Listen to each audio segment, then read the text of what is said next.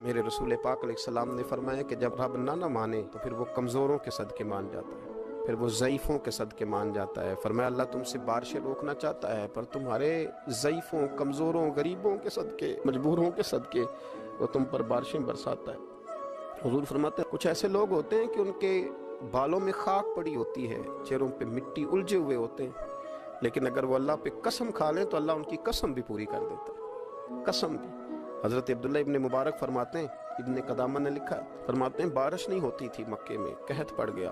تو سب لوگ مسجد الحرام سے باہر کھلی جگہ میں نکلے دعا کرنے کے لیے، سب اپنی اپنی دعائیں کر رہے تھے، تو میں تھوڑا باہر ہوا تو اچانک ایک غلام آیا، کالا سیاہ رنگ، 2 رکعتیں نماز پڑھ کے تو ہاتھ پھیلائے تو کہنے لگا اللہ مجھے پتہ ہے یہ جو کچھ بھی ہوا ہے میری نافرمانیوں کی وجہ سے ہوا ہے۔ تو ناراض ہو گیا نا، تو نے بارش روک لی،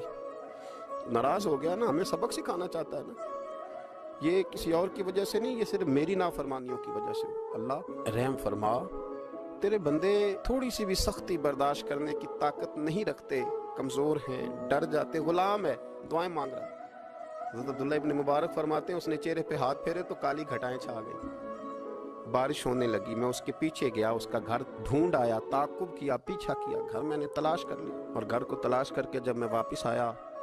تو میں نے حضرت فضیل بن عیاض سے ذکر کیا تو کہنے لگے کسی طریقے سے اسے حاصل کرو۔ فرماتے ہیں میں اس کے گھر گیا، اس کے مالک نے مجھے دیکھا تو کہا عبداللہ ابن مبارک میرے گھر،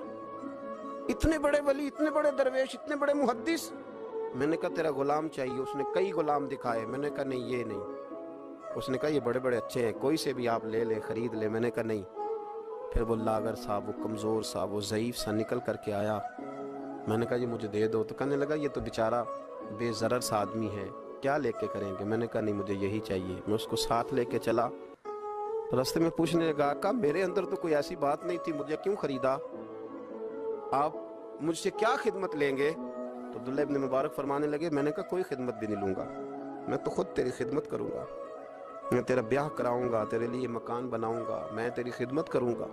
میں تیرا اور تیرے رب کا رشتہ دیکھ چکا ہوں، میں تیرا اپنے مالک کے ساتھ جو تعلق ہے اسے دیکھ چکا ہوں۔ کہتے میں نے یہ لفظ کہے تو مجھے کہنے لگا 2 رکعتیں پڑھ لوں، اب مجھے لے جانا پر 2 رکعتیں پڑھ لوں؟ کہتے میں نے کہا پڑھ لو، تو 2 رکعتیں پڑھنے کے بعد میری طرف دیکھ کے کہنے لگا آقا مجھے اپنا حق معاف کر دینا، میں خدمت نہیں کر سکا۔ پھر کہنے لگا اللہ راز تو کھل گیا، اے اللہ راز تو کھل گیا، اللہ تیرا میرا معاملہ تھا، راز تو کھل گیا، راز تو کھل گیا، اللہ راز تو کھل گیا۔ یہ لفظ کہتے کہتے کہتے کہتے اس شخص نے کلمہ پڑھا اور اس کی روح پرواز کر دی۔ تو کبھی ان کمزوروں کے ذریعے بھی اللہ کو منایا جا سکتا ہے، تو رب کو منانے کی کوشش کریں، اس کے حضور عجز کی